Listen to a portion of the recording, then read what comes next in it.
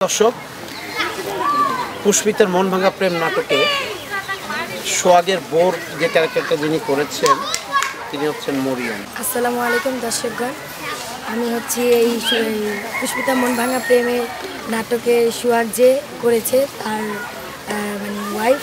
অভিনয়টাও যথেষ্ট ভালো করেছে। আমার একটু জানার আগ্রহ, বললাম আপনি কি আগে অভিনয় করেছেন?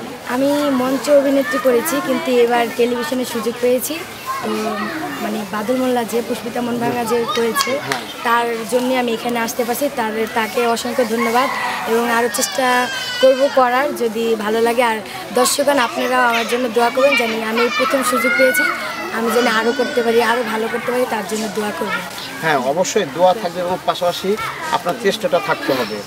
আপনি যে অভিনয় করেছেন, করেছেন, মোটামুটি ভালো করেছেন। চেষ্টা করবেন সামনে আরও ভালো করার জন্য।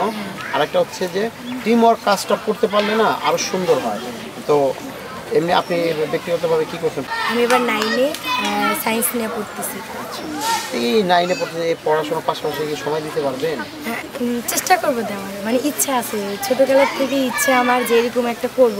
তো সেই ইচ্ছাটা করতে পারতেছি বাদল মোল্লার জন্য।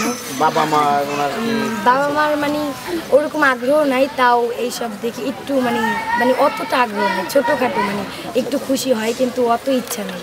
তো চেষ্টা করে যাবেন সামনে থেকে অভিনয়গুলো কাজ করে যাওয়ার জন্য। দর্শক, আমাদের পুষ্পিতার মন ভাঙা প্রেম নাটকে সোহাগের যে বইয়ের ক্যারেক্টারটা, এটা ছিল বিষয়টা এমন যে এই ছেলেটা তৃতীয়লিঙ্গ একটা মেয়ের সাথে প্রেম করে, যেটা হয় ছলনা। প্রথম দিকে দেখা যাবে যে ওর সঙ্গে প্রেমের ছলনাটা করে ওর কাছ থেকে ফুল প্যান্ট, চেন, ঘড়ি, আংটি এগুলা সুযোগের সদ্ব্যবহারে উনি আদায় করে নিত।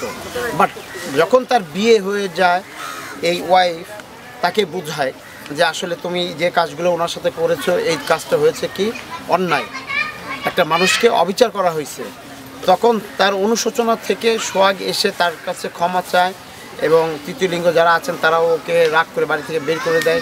কিন্তু সোহাগের ওয়াইফ মরিয়ম তাকে বুঝিয়ে নিয়ে আসে এবং এনে সবার সঙ্গে কথা বলে যে ও যা করছে ভুল করছে, ওকে মাফ করে দেন, ও নতুন জীবন শুরু করছে। আমিও চাই আপনাদের দোয়া ভালোবাসা নিয়ে নতুনভাবে জীবনযাপন করতে। সেক্ষেত্রে দেখা যায় যে সবাই এর কথা শুনে এবং এও তৃতীয় লিঙ্গকে ওইভাবে নিজের আপন মনে করে নিয়েছে দেখে এগিয়ে এসেছে। তো গল্পটা এমনই ছিল।